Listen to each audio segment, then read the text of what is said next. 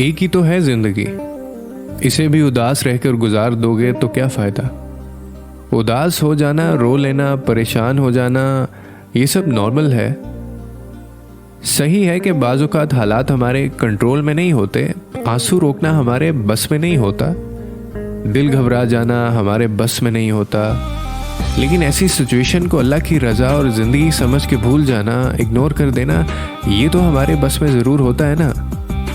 बहुत से लोग ऐसे होते हैं जो दुख को छोड़ ही नहीं पाते और ज़िंदगी जो खुशी देती है वो उसको भी खो देते हैं। खुशी और गम ज़िंदगी का हिस्सा है और ये साथ साथ ही चलते हैं, लेकिन इन गमों को दिल में बसा लेने से ज़िंदगी नहीं गुजारी जाती।